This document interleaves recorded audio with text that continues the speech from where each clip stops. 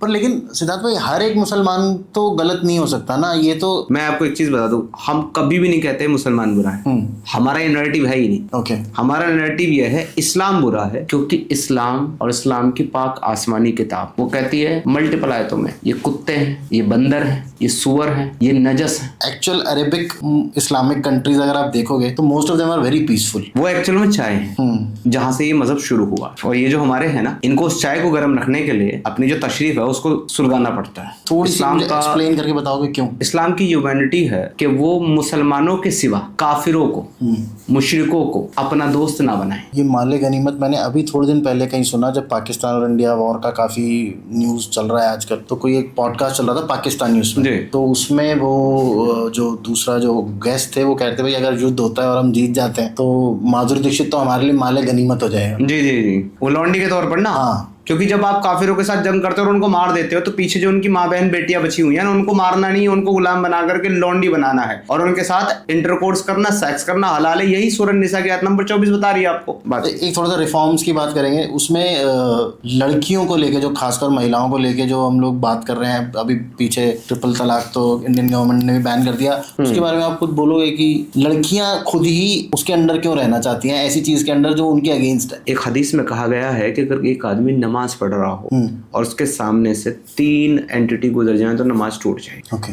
पहली है कुत्ता, दूसरी है गधा, अच्छा, और तीसरी है महिला। यानी कि इस हदीस के मुताबिक महिला का जो मकाम है इस्लाम में कुत्ते और गधे के बराबर है। अगर मैं कहूँ कि जो हेड्स ऑफ इस्लाम है वही उसको सही ढंग से फॉलो नहीं कर रहे हैं, अगर वर्ड बाय वर्ड पूरी दुनिया में सिर्फ एक कंट्री और एक हुकूमत है, पूरी दुनिया में ओनली वन, जो इस्लाम को प्रॉपरली जो प्रॉपर इस्लामिक शरिया को फॉलो कर रही है। I am sorry for my word, लेकिन ये रियलिटी है। ये इतने बड़े एहसान फरामोश और दोगले किस्म के लोग हैं कि पाकिस्तान से इसलिए भागते हैं क्योंकि वहां पे शरिया लॉ में इनको सजा दी जा रही है। तो मतलब आपके अकॉर्डिंग पीस पॉसिबल नहीं है? एज लॉन्ग पॉसिबल है, या तो हम सारे कन्वर्ट? नहीं नहीं नहीं, पॉसिबल है, बिल्कुल पीस पॉसिबल है, बट सिर्फ पीस पॉसिबल नहीं है, पीसेस पॉसिबल है।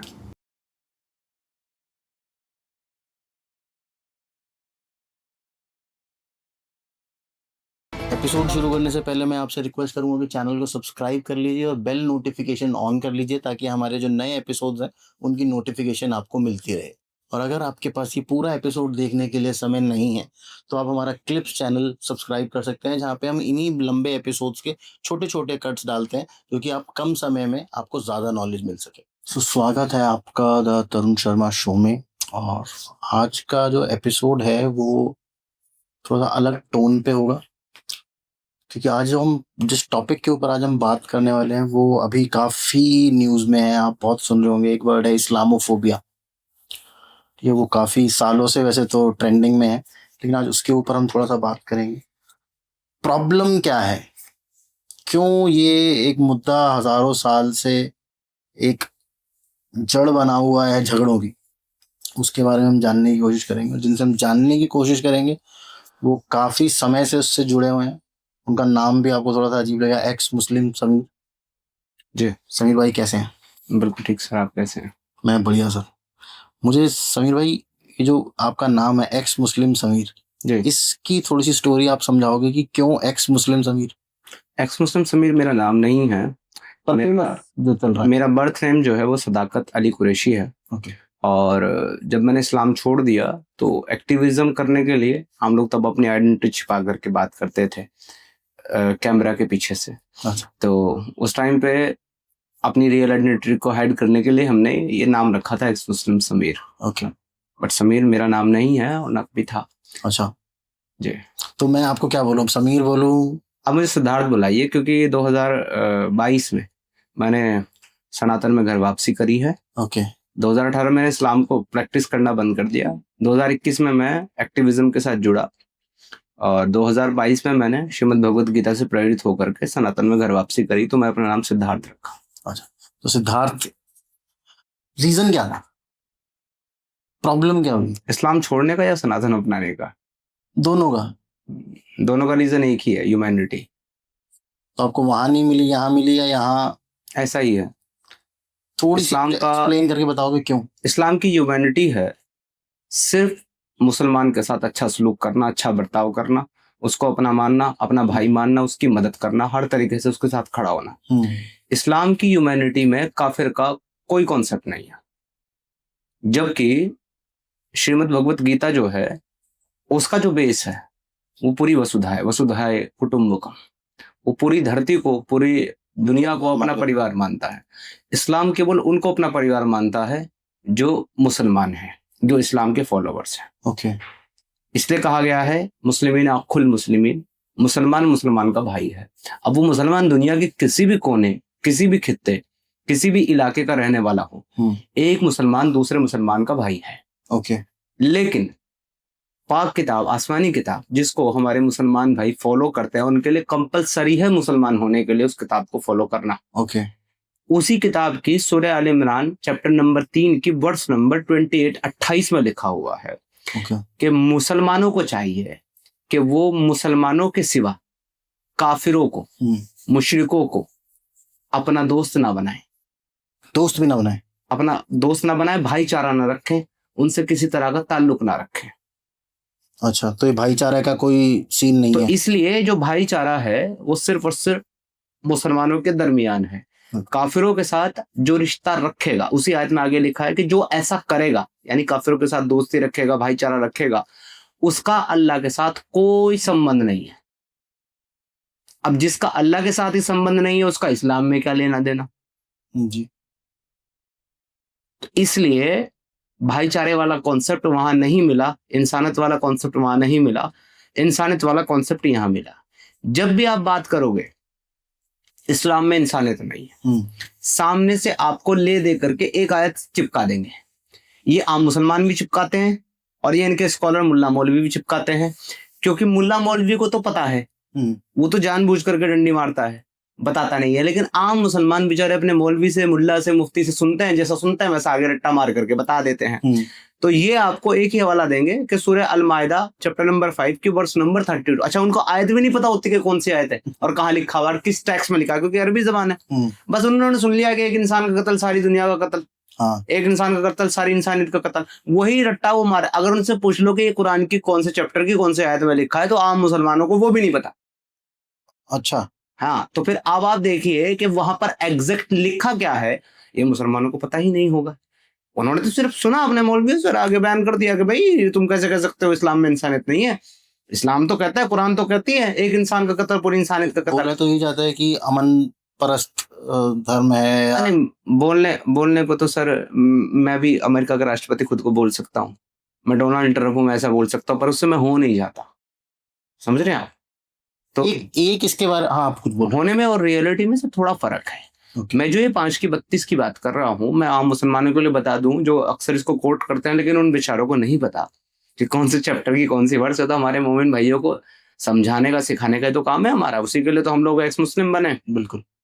तो मैं उनको बता दूं कि चैप्टर नंबर 5 अल माइदा की वर्स नंबर 32 में लिखा हुआ है कि अल्लाह ने बनी इसराइल के बच्चों पर यह हुक्म दिया था, कतबना अला बनी इसराइल अन्नहुम, जिसने कत्ल किया किसी एक जान को, किसी एक नफ्स को, नफ्सिन औ फसादम फिल अर्द, सिवाय इसके मन कतला नफ्सिन बिगैरी, किसी एक जान का कातिल हो, औ फसादम फिल अर्ज, या जमीन में फसाद फैलाता हो, इन 2 गुनाहों के अलावा, यानी कि उसने ये 2 गुनाह ना किए हो किसी इंसान ने और फिर उसको कत्ल कर दिया जाए, तो उसका कत्ल ऐसा है जैसे सारी इंसानियत का कत्ल है। ओके। अब आपको ये जानने के लिए कि इंसानियत का कत्ल एक्चुअली है किसका कत्ल और किसका नहीं है, ये जो 2 एक्सेप्शन है उस आयत के अंदर, उनको आपको समझना पड़ेगा वो एक्सेप्शन क्या है। तो पहली तो है मन कतला नफ्सिम बिगैरी, कोई किसी का मर्डर हो, किसी ने किसी को कत्ल कर दिया, तो इसके लिए इस्लाम कहता है कि कसास का कॉन्सेप्ट है। बाई चांस मैंने एग्जाम्पल के तौर पे कि मैंने आपके किसी भाई को कत्ल कर दिया, तो इस्लाम का कसास शरिया ये कहता है कि आप बदले में मेरे भाई को कत्ल करेंगे, आपको नहीं करेंगे, मुझे नहीं करेंगे। और कुरान भी यही कहता है कि अगर किसी ने किसी मर्द का कत्ल किया तो बदले में मर्द कत्ल किया जाए, किसी ने किसी औरत को कत्ल किया तो बदले में उसकी औरत कत्ल की जाए, किसी ने किसी गुलाम को कत्ल किया तो उसका बदले में गुलाम कत्ल किया जाए। तो अगर किसी ऐसे इंसान को, अब उस इंसान को जिसने कत्ल किया उसको भी अगर आपने कत्ल कर दिया तो उसका कत्ल इंसानियत का कत्ल नहीं है, ओके। क्योंकि वो किसी जान का कातिल है। ये पहली एक्सेप्शन है। मन कतला नफ्सिन, जिसने किसी का कत्ल किया। दूसरी एक्सेप्शन क्या है? औ फसादम फिल अर्द, जमीन में फसाद फैलाता हो। ओके। अब जैसे हम मिसचीफ इन द लैंड, अब इसको जैसे सुनेंगे सामने से तो सीधा तो कॉन्सेप्ट तो ये समझ में आता है कि भाई मिसचीफ इन द लैंड का मतलब होता है वो खून बहाता हो, दंगे करता हो, फसाद करता हो, लड़ाई झगड़ा करता हो, मारता पीटता हो किसी को। लेकिन ये फसाद है, कुरान के और इस्लाम के मुताबिक ये फसाद है। लेकिन एक और चीज है जो सबसे बड़ा फसाद जिसको इस्लाम के नैरेटिव में माना गया। क्या? शिर्क करना। शिर्क करना, शिर्क करना और कुफ्र करना। अच्छा। यानी अगर आप अल्लाह के सिवा हाँ। किसी और गॉड की वर्शिप करते हैं, हाँ। या आप अल्लाह को खुदा नहीं मानते, प्रॉफिट मोहम्मद को रसूल नहीं मानते, इस्लाम को मजहब नहीं मानते, तो आप जमीन में सबसे बड़ा फसाद कर रहे हैं। अब अगर आपका कत्ल इंसानियत का कत्ल नहीं है, क्योंकि आप फसाद कर रहे हैं, तो अगर एक मुशरिक का और एक काफिर का कत्ल इंसानियत का कत्ल नहीं है, तो बिना फसाद वाला फिर कौन बचा? वो मुसलमान जो जमीन में दंगा फसाद नहीं करता, लड़ाई झगड़ा नहीं करता, खून रेजी नहीं करता और शिर्क भी नहीं करता। तो सर ये आयत मुसलमानों के लिए है, काफिरों के लिए नहीं है। तो इसको अगर आप डिकोड करोगे इस आयत को, तो समझ में आएगा कि एक मुसलमान का कत्ल पूरी इंसानियत का कत्ल है, और एक मुसलमान को बचाना पूरी इंसानियत को बचाना है, क्योंकि शर्त ही ऐसी है कि औ फसाद फिल अर्द, जमीन में फसाद ना करता हो, तब उसका कत्ल हम कंसिडर करेंगे पूरी इंसानियत का कत्ल। ये मुसलमानों को उनका मुल्ला कभी नहीं बताता, जानने के बावजूद। मतलब नोइंगली उससे वो ये इंफॉर्मेशन छुपाई जाती है। हाँ, और उसको वो बस ये कहेगा एक इंसान का कत्ल सारे इंसान का कत्ल, लेकिन वो ये कभी नहीं बताएगा कि इसमें दो एक्सेप्शन भी हैं, जो कभी नहीं बताएगा। बाय लाइंस है वो नहीं बताई जाती, नीचे जो लिखी होती है छोटी छोटी। तो हम जो एक्स मुस्लिम्स है ना, हम वो दो चीजें बताने के लिए हैं। ओके। कि आपका मौलवी, आपका मुल्ला आपको इस्लाम की रियलिटी जो आपको नहीं बताता है, वो हम तमाम दुनिया के मुसलमानों को बताना चाहते हैं, जिनको जानने के बाद हमारा दिल जो है वो इस्लाम से हट गया, हम इस्लाम से बेजार हो गए, और हमको ये लगा कि इसमें इंसानियत नहीं है। ओके। एक और चीज, इसका एक और आर्ग्यूमेंट है कि कैसे एक काफिर का और मुशरिक का कत्ल इंसानियत का कत्ल नहीं है।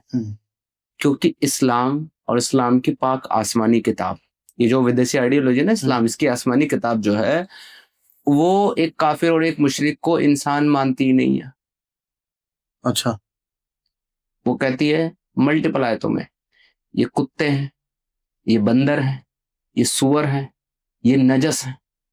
इन्नमल मुशरिकून नजसुन, चैप्टर नंबर 9 सूरह अत-तौबा वर्स नंबर 28 में कहता है कि ये जो मुशरिक हैं ये नापाक हैं, नजस हैं। एंड सर नजस जो है वो नजासत का रूट वर्ड है। ओके। नजासत एक्चुअली नजस का रूट वर्ड है। ओके। और नजासत कहते हैं उर्दू जबान में पोटी को, शिट को, उनको नजस कहा गया, यानी कि नापाक, शिटी हैं ये। ओके। जो मुशरिक है, जो काफिर है उनको कहा गया है सुम्मुन बुकमुन उम्मुन फहुम ला यरजिऊन, ये लोग अंधे हैं, गूंगे हैं, बहरे हैं, खच्चर हैं, कुत्ते हैं, जानवर हैं, चौपाए हैं। सूरह इब्राहिम के अंदर कहा गया है कि आप क्या समझते हैं ये जो काफिर हैं ये कुछ अकल रखते हैं, ये समझ रखते हैं, ये इंसान है? नहीं, ये तो जानवर है, बल्कि उनसे भी बदतर है। ओके। तो मतलब उनको भी मारना कोई नाजायज? आपको तो इंसानों की कैटेगरी में इस्लाम रखता ही नहीं, मुझे भी इस्लाम कैटेगरी में नहीं रखता। तो ये चीज जो है एक मुसलमान के लिए तो वैलिड हो सकती है, क्योंकि वो ये मानता है कि हाँ भाई ठीक है, अल्लाह ने हम सबको बनाया है और हम सबको मुसलमान होना चाहिए, अल्लाह की इबादत करनी चाहिए, और जो नहीं करता वो गलत है, तो वो ऐसा ही, उसको हम ऐसा कह सकते हैं। बट हमारे, अगर आप एक ह्यूमनिस्टिक मॉरल के ऊपर इसको देखेंगे ना, तो आपको एक चीज समझ में आएगी कि जो खुदा, जो मालिक, जो खालिक कायनात, पूरी कायनात को बनाता है, काफिर भी वही बनाता है, मुशरिक भी वही बनाता है, मुसलमान भी वही बनाता है। आप पैदा होने से पहले आप डिसाइड कर सकते थे कि आप सनातनी घर में पैदा होंगे? नहीं। या मैं डिसाइड कर सकता था कि मैं इस्लामिक घर में पैदा होऊंगा? नहीं। तो ये सब डिसाइड करने वाला कौन है? जो पैदा करने वाला है। अगर कोई है, तो वही डिसाइड करने वाला। तो वही डिसाइड करने वाला जो आपको डिसाइड करके एक सनातनी फैमिली में पैदा करता है, जहां आपको ये बताया जाता है कि आपके ईष्ट जो हैं, आपके भगवान जो है वो श्री कृष्ण है, राम है, महादेव जी हैं, है ना। तो और फिर मुझे ऐसे परिवार में पैदा करता है जहां मुझे बताया जाता है कि मेरा खुदा जो है वो अल्लाह है, मेरे पैगंबर जो है मोहम्मद साहब हैं। तो ये सब करने वाला वो गॉड है, बिल्कुल, जो भी अगर- एक पावर है। जो भी एक पावर, अगर वो ये कर रहा है तो वो इसके लिए कि आप मुशरिक हैं और मैं मुसलमान हूं, मुझे रिवॉर्ड और आपको सजा क्यों देगा? हम तो सभी उसी के बनाए हुए हैं। और चले अगर वो देना भी चाहता है, ये उसका और उसका बंदे का मामला है, वो एक मुसलमान को ये हुक्म क्यों देगा कि ये मेरी इबादत नहीं करता या ये मुझे नहीं मानता, इसलिए क्योंकि मैंने इसको सनातनी घर में या नॉन मुस्लिम फैमिली में पैदा किया, तो तुम इसके साथ लड़ो, इसको मारो, इसकी माँ बहन बेटियों को बाजार में ले जाकर के बेचो, और ये भी अलाउड है। इसकी माँ बहन बेटियों को तुम गुलाम लौंडी बना करके उनके साथ इंटरकोर्स करो। वल मुहसिनात मिनन निसाई इल्ला मा मलकत अयमानुकुम किताबल्लाहु अलैकुम उहिल्ला लकुम मा वरा ज़ालिकुम अन तब्तगु बि अमवालिकुम मासुनीना गैर मुसाफिहीन। चैप्टर नंबर 4 सूरह अन-निसा वर्स नंबर 24। शोहर वाली औरतें, शादीशुदा औरतें तुम्हारे लिए हराम है कि तुम उनके साथ शादी करो या हम मिस्त्री करो, लेकिन अगर वो जंग के बाद माले गनीमत में तुम्हारे हिस्से में आ जाएं, तुमने काफिरों को मार दिया। ये माले गनीमत मैंने अभी थोड़े दिन पहले कहीं सुना, जब पाकिस्तान और इंडिया वॉर का काफी न्यूज चल रहा है आजकल, तो कोई एक पॉडकास्ट चल रहा था पाकिस्तान न्यूज में, तो उसमें वो जो दूसरा जो गेस्ट थे वो कहते भाई अगर युद्ध होता है और हम जीत जाते हैं तो माधुरी दीक्षित तो हमारे लिए माले गनीमत हो जाएगा। जी जी जी, वो लौंडी के तौर पर ना। हाँ, क्योंकि जब आप काफिरों के साथ जंग करते हो और उनको मार देते हो, तो पीछे जो उनकी माँ बहन बेटियां बची हुई हैं, उनको मारना नहीं, उनको गुलाम बना करके लौंडी बनाना है और उनके साथ इंटरकोर्स करना, सेक्स करना हलाल है। यही सूरह निसा की आयत नंबर 24 बता रही है आपको। चाहे वो किसी की बीवी क्यों ना हो, तब भी जायज है उसके साथ सेक्स करना, इंटरकोर्स करना, क्योंकि आपने लड़ाई में उसको जीता है। क्योंकि लड़ाई में आपने उसको जीता है। और जो लड़ाई के बाद जो माल, चाहे वो एक महिला ही क्यों ना हो या बच्चे ही क्यों ना हो, जो काफिरों को कत्ल करने के बाद पीछे उनका माल, दौलत, घर, प्रॉपर्टी, जमीन, बीवी, बच्चे, बेटी, जो सब बचता है, वो सब मुसलमानों के लिए माले गनीमत है। ओके, तो वो उसको आपस में बांट सकते हैं, उसको आपस में एंजॉय कर सकते हैं, खर्च कर सकते हैं, यूज कर सकते हैं, यहाँ तक कि महिलाओं के साथ इंटरकोर्स भी कर सकते हैं। आप मुझे बताइए कि अगर कोई खुदा सच में सारी कायनात का मालिक है, क्या वो एक पर्टिकुलर ग्रुप को अपने दूसरे बनाए हुए बच्चों के खिलाफ ऐसा करने का हुक्म देगा? देना तो नहीं चाहिए। अब मुसलमान का मानना है वो बिल्कुल देगा, क्योंकि वो कुफ्र कर रहा है। लेकिन हमारा मानना है एज ए ह्यूमन, अगर हम इस्लाम के नैरेटिव से ऊपर हटके, हमारा मानना है कि वो ऐसा हुक्म कभी नहीं दे सकता, और अगर वो देता है तो वो एक अच्छा खुदा नहीं है, एक अच्छा भगवान नहीं। जो अपनी गलती के लिए दूसरों को सजा दे, वो कैसे अच्छा हो सकता है? पर लेकिन इसके लिए ना, जब ये जब डिबेट होता है कई बार सिद्धार्थ भाई, कि उसमें ये बोला जाता है रीजन बीइंग कि जो कुरान है वो अरेबिक में लिखी हुई है, जी ठीक है, और वो एक पुरानी लैंग्वेज है। आई थिंक अरेबिक से भी कुछ अलग लैंग्वेज है जिसमें एक्चुअल में कुरान लिखी गई थी, और जब उसको आप इंटरप्रिटेट करते हो किसी और लैंग्वेज में, तो जो उसमें लिखा हुआ है उसका मीनिंग बदल जाता है। अच्छा, ये एक डिफेंस दिया जाता है कि भाई लोग गलत समझ क्यों? लें, तो फिर क्यों इंटरप्रेट किया इन मुसलमानों ने अपने कुरान को? क्योंकि अरेबिक सबको नहीं आती ना, तो सबको पढ़ाने के लिए तो जरूरत ही नहीं थे ना सर। अगर एक गॉड ने कुरान को एक पर्टिकुलर लैंग्वेज में भेजा है, तो उसको नहीं मालूम था कि मेरा मैसेज सारी दुनिया के लिए, तो मैं इसको सारी दुनिया तक कैसे पहुंचाऊंगा? बिल्कुल, उसको फिर ऐसी लैंग्वेज देनी चाहिए थी ना दुनिया में जो सबको समझ में आती। आज इंग्लिश जो है एक ऐसी लैंग्वेज है दुनिया में जो दुनिया के 95% पॉपुलेशन को समझ में आती है, वर्ल्ड की। और अरबी जो है वो दुनिया के सिर्फ और सिर्फ 27% लोगों को समझ में आती है। बिल्कुल। तो सर अल्लाह ने अपना मैसेज ऐसी लैंग्वेज में दिया कि जिसको सिर्फ 27% लोग समझते हैं, ऐसी में देना चाहिए 95% लोग समझते हैं। अंग्रेजी में देना चाहिए। अल्लाह तो ऑल नोइंग है ना, सब कुछ जानने वाला है, उसको तो पता होना चाहिए था ना कि 2025 में इंग्लिश चलेगी, अरबी लोग ज्यादा नहीं जानेंगे, तो अरबी इंग्लिश में देना चाहिए था अपना मैसेज। क्यों नहीं दिया पहले से ही? सर इसलिए इसका भी रीजन, अब जो है ना मुल्ला, इसका कारण, इसका जवाब एक आम मुसलमान को नहीं बताएगा। अच्छा, क्या क्यों? रीजन? इसका भी कोई रीजन है? लेकिन इसका भी आंसर कुरान में ही लिखा हुआ है। अच्छा, हमने इसको तुम्हारी जबान में नाजिल किया ओके, ताकि तुम इससे इबरत हासिल करो, सबक हासिल करो और इससे कुछ सीखो।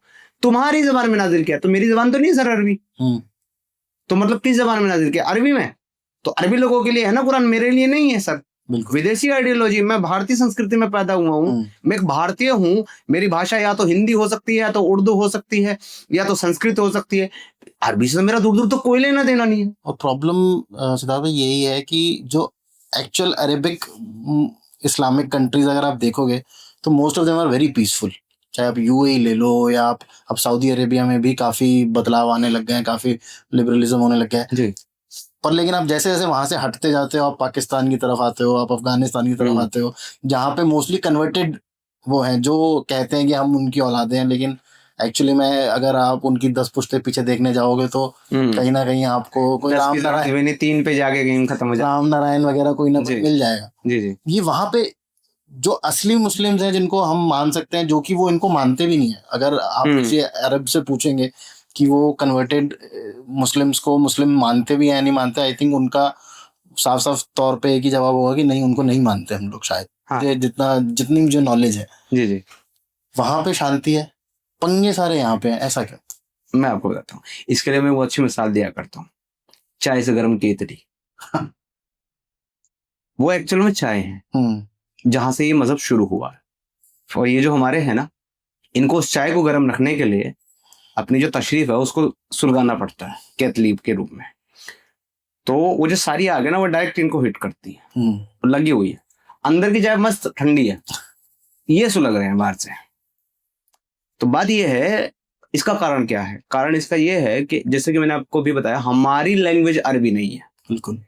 यहाँ का जो आम मुसलमान है और यहाँ का जो हाफिज और कारी भी है, ये भी नोट करने वाली बात है। जरूरी नहीं कि हाफिज और कारी भी कुरान का मैसेज समझता है। वो सिर्फ रट्टे हिफ्ज करना मतलब मेमोराइज कर लेना, वो रट्टे मार लिए उसने कुरान के। कारी जो है मतलब अच्छी सी आवाज में, अच्छी सी किरात में रिसाइटेशन करना। जैसे कि हिफ्ज ये है कि मैंने सूरह फातिहा याद कर लिया, अल्हम्दुलिल्लाह रब्बिल आलमीन रहमान रहीम, लेकिन रिसाइटेशन ये है कि मैं उसको बड़ा खूबसूरत तरीके से मैं उसको पढ़ूं। जैसे कि अऊज़ु बिल्लाहि मिनश शैतानिर रजीम, बिस्मिल्लाहिर रहमानिर रहीम। तो एक एक वर्ड की जो सही प्रोनाउंसिएशन है वो करते हुए किरात करना, अच्छे अल्फाजों में पढ़ना। तो ये कारी। बट इट डजंट मैटर कि एक हाफिज हो गया, एक कारी हो गया, तो अब उसको समझ में आ गया कि what is the meaning of अल्हम्दुलिल्लाह रब्बिल आलमीन। उसके लिए आपको ट्रांसलेशन पढ़ना पड़ेगा, उसके लिए आपको उसका मानी समझना पड़ेगा, मतालिब समझना पड़ेगा, आपको उलूम पे उबूर हासिल करना पड़ेगा, आलिम बनना पड़ेगा, तब जाकर के आप उसकी तफसीर और तशरीह समझ पाओगे। जी बिल्कुल। अब ये जद्दोजहद, ये मशक्कत किसके लिए है? इंडिया, पाकिस्तान, बांग्लादेश और नॉन अरबिक कंट्री जितनी दुनिया में है जो नॉन अरबिक स्पोकन है, उनके लिए, जिनकी नेटिव लैंग्वेज ही अरबिक है। उनको तो पता है कि इसमें क्या लिखा हुआ है। बिल्कुल। उनको ये सब डिकोड करने की जरूरत ही नहीं है। आप उनको बोलोगे या हबीबी कैफा अलकंता, तो वो फौरन जवाब देगा अल्हम्दुलिल्लाह तमाम कैफा अलकंता, क्योंकि उसकी लैंग्वेज है सर वो। इसका क्या मतलब क्या है? मैंने जो बोला देखो आपको ही समझ में नहीं आया। हाँ। क्योंकि हमारी लैंग्वेज नहीं है। अब इसका मतलब बोला मेरे भाई मेरे दोस्त आप कैसे हैं? उसने कहा अल्हम्दुलिल्लाह मैं ठीक हूँ, आप कैसे हैं? तो ये कन्वर्सेशन मैंने आपको बताया। तो उसकी जबान है, उसकी लैंग्वेज है, जिस लैंग्वेज में ये कुरान है, वो इसको समझते हैं। और उनको भड़काने के लिए, उनको डोज देने के लिए, इंजेक्शन देने के लिए, जैसे हमारे बर्रे सगीर में, बर्रे सगीर कहते हैं एशिया का ये स्पेसिफिक हिस्सा जहां पर आपका हिंदुस्तान है, इंडिया है, पाकिस्तान है, बांग्लादेश है, नेपाल है, श्रीलंका है और आपका ये आसपास का भूटान है, ये सब एरिया है। इसको कहते हैं बर्रे सगीर। अफगानिस्तान है, तजाकिस्तान है, कजाकिस्तान है, ये सब भी बर्रे सगीर में यानी कि एशिया स्पेसिफिक में आते हैं। इसको बर्रे सगीर कहते हैं। यहाँ पे डोज देने के लिए मुल्ला बैठा है मुसलमानों को, वो इनको एक्सट्रीम बनाता है, वो इनको कुरान का जो मीनिंग है वो समझाता है और उसमें 4 बातें अपनी डालता है। मतलब वो पहले से एक्सट्रीम मैसेज है, कातिलुल्लज़ीना ला युमिनूना बिल्लाहि वला बिल यौमिल आखिर, दिस इज एक्सट्रीम मैसेज। लड़ाई करो उनके साथ जो अल्लाह और आखिरी दिन पर ईमान नहीं रखते। वो आपको डायरेक्टली वॉर में डालने का काम कर रहा है कि लड़ो उनके साथ जो अल्लाह पर ईमान नहीं रखते। लेकिन ये मुल्ला क्या कहता है? जिहाद करो अल्लाह के रास्ते में, अल्लाह तुमको जन्नत देगा, 72 उड़ देगा। वो जो पूरा एक्सप्लेनेशन जन्नत का बताएगा ना, तो मैं वहां शराब की नहर मिलेगी, दूध की नहर मिलेगी, फलाना मिलेगा, ढिमकाना मिलेगा, that is not in Quran. अच्छा, वो कहीं नहीं है, that is not in Quran. 72 हुर कुरान में नहीं है। पर ये तो बहुत बड़े बड़े इस्लामिक स्कॉलर्स हैं जो बैठ के बात करते हैं और बहुत डिटेल में बताते हैं कि उनके अंग। हाँ sir, but that is not in Quran, that is in अहादीस, दैट इज इन मुल्ला इस्लाम। मुल्ला ने अपने इस्लाम में उन सब चीजों को ऐड ऑन किया है ताकि लोगों को वो भ्रमित कर सके, गुमराह कर सके, उनको यूज कर सके, ब्रेन वॉश कर सके। 72 हूर एग्जैक्ट नंबर के साथ आपको कुरान में नहीं मिलेगी। अच्छा। ठीक है, आपको जो है ना सर जन्नत की नहरें नहीं मिलेंगी, शराब नहीं मिलेगी, केले नहीं मिलेंगे, अंगूर नहीं मिलेगा, सेक्स नहीं मिलेगा, नहीं मिलेगा सर। आपको हूरों का जिक्र मिलेगा, बीवियों का जिक्र मिलेगा कि अच्छा। अल्लाह जो है वो आपको उरूबन अतराबा, आपको हम उम्र बीवियां अच्छा। अता फरमाएगा। ओके। आगे लिखा हुआ है बिग ब्रेस्ट, फुल ब्रेस्टेड, हाँ। बड़ी बड़ी ब्रेस्ट वाली, खूबसूरत आंखों वाली, ये डिस्क्रिप्शन है। लेकिन ये लिखा हुआ कि 72 उड़े तुमको 72 मिलेंगी बीवियां, हाँ। जिनके साथ तुम सेक्स करोगे, ऐसा कोई डिस्क्रिप्शन कुरान में नहीं है। ये मुल्ला ने एक्सप्लेन किया इसको। लेकिन अरब के जो लोग हैं उनको मुल्ला की इस एक्सप्लेनेशन की, इस ओवरडोज की जरूरत नहीं है। उनको ऑलरेडी पता है, उनको उनकी लैंग्वेज है, उनको पता है कि हमारे कुरान में क्या लिखा है, वो उतना ही फॉलो करते। अभी रिसेंटली MBS जो वहां के क्राउन प्रिंस, हाँ। अभी बादशाह बने नहीं, अभी हाँ, क्राउन क्राउन प्रिंस है। उन्होंने साफ कह दिया है कि अहादीसें जो हैं वो 250 से 300 साल के बाद लिखी गई हैं, लिहाजा हमारे लिए कोई हुज्जत नहीं है हदीसें मानना, हमारी तो हदीसों को नहीं माने। बल्कि अब तो उन्होंने काफी ढील भी दिया है, चाहे वो लड़कियों को लेकर ही हो या उनको काफी फ्रीडम अब वहां पे दी जा रही है, और वो एक तरीके से टूरिज्म को ज्यादा वो देना चाहते हैं। मे बी उनको आइडिया वो एक्चुअली जो कर रहे हैं वो रिफॉर्मेशन ना, which is not allowed in Islam. ये मैं आपको क्लियर, वैसे आ भी सकता है रिफॉर्म इस्लाम में, अनटिल अनलेस आप उतने पावरफुल ना हो MBS जितने। रिफॉर्म का एग्जांपल तो मैं बैठा हूँ आपके सामने इससे ज्यादा अच्छा रिफॉर्म मैं नहीं समझता कुछ हो सकता है। पर ये तो आप अपने अंदर लेके आए हो ना पूरे। देखिए, जो विदेशी आइडियोलॉजी है, जो एक विदेशी विचारधारा है, जैसे कि मैं बात कर रहा हूँ यहाँ पर अपनी संस्कृति और अपनी जबान की और लैंग्वेज की बात कर रहा हूँ मैं, जो मेरी संस्कृति है ही नहीं, जो मेरी सभ्यता है ही नहीं, जिससे मेरा कोई लेना देना है ही नहीं, मेरे एंसेस्टर का भी नहीं था, उनको कन्वर्ट कर दिया गया किसी भी तरीके से किया। I don't want to go in that depth, लेकिन कैसे भी किया गया उससे मेरा कोई लेना देना नहीं है। तो सर मैं उसका गुलाम बनकर के क्यों घूमूं, जबकि वहीं के नेटिव लोग जो है उसकी गुलामी को छोड़ करके बाहर आ रहे हैं। बिल्कुल। रिफॉर्मेशन इसको कह सकते हैं। एक किताब, अगर कोई आदमी ये कहता है कि उसकी मॉरलिटी या उसका वे ऑफ लाइफ एक पर्टिकुलर किताब से आता है जो ऑलरेडी 1000 साल पहले लिखी जा चुकी है और इन्फिनाइट फिक्स से चेंज नहीं हो सकती, तो मैं समझता हूं कि सर उसकी जो मॉरलिटी है, उसका जो वे ऑफ लाइफ है, वो वहीं पर फिक्स होकर के रह गया। अब वो लाइफ में मॉडिफाई नहीं हो सकता, वो रिफॉर्म नहीं कर सकता। जबकि मॉरलिटी एक ऐसा सब्जेक्ट है जो वक्त वक्त के साथ पे बदल जाता है, अब बदलना चाहिए, अब बदलना भी चाहिए, समाज के साथ चलना चाहिए। आप ही देखें कि इन लोगों को समझाने के लिए, मेरे मुसलमान भाई को समझाने के लिए मैं एक एग्जांपल दूसरे कल्चर से या धर्म से मैं देता हूं, क्योंकि इनको ऐसे एग्जांपल ज्यादा समझ में आते हैं जो दूसरों के दिए जाए, अपने नहीं समझ में आते इनको। तो आज से अगर 100 साल पीछे आप चले जाओगे तो सनातन में भी ये परंपरा थी, सनातन के मानने वालों में, कि उनकी महिलाएं जो वो इतना लंबा लंबा घूंघट करके और तब जाया करती थी। बिल्कुल ठीक है, एक शर्म थी, एक अलग पहनावा था, एक अलग कल्चर था, लोग बड़ों के सामने बोलते नहीं थे। आज जो है वो मॉडर्न जमाने के साथ साथ लोगों का पहनावा भी चेंज हुआ, लोगों का खान पान भी चेंज हुआ है, लोगों की मेंटेलिटी भी चेंज हुई है। पहले लोग महिलाओं का काम करना अच्छा नहीं समझते थे, सनातनी भी, लेकिन आज महिलाएं पुरुषों के साथ कंधे से कंधा मिलाकर चल रही हैं, अचीवमेंट कर रही हैं, बहुत बड़े बड़े कीर्तिमान कर रही है। सुनीता विलियम जैसी महिलाएं हैं जो जा रही हैं, प्राइम मिनिस्टर बन रही है, प्राइम मिनिस्टर, प्रेसिडेंट बन गई, प्रेसिडेंट बन, तो मतलब हर शोबे में जाकर के काम कर रही है।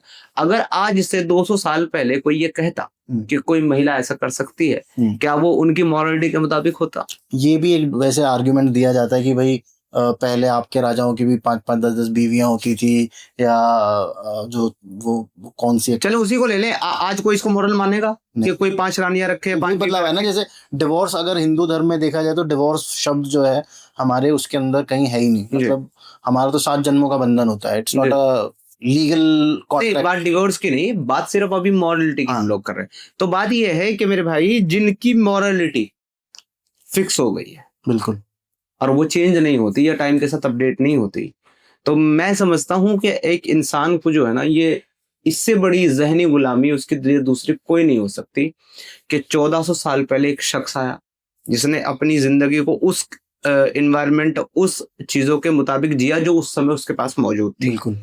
फिर आप अगर अपनी मॉरलिटी को उतना ही फिक्स कर देते हो तो फिर आप जिंदगी में कभी तरक्की नहीं कर सकते। और अगर वाकई करना चाहते हो और इसमें बायस नहीं हो, देखिए पूरी तरीके से करते भी तो नहीं है ना, अफसोस की बात ये पूरी तरीके से करते भी सिर्फ दावे करते हैं।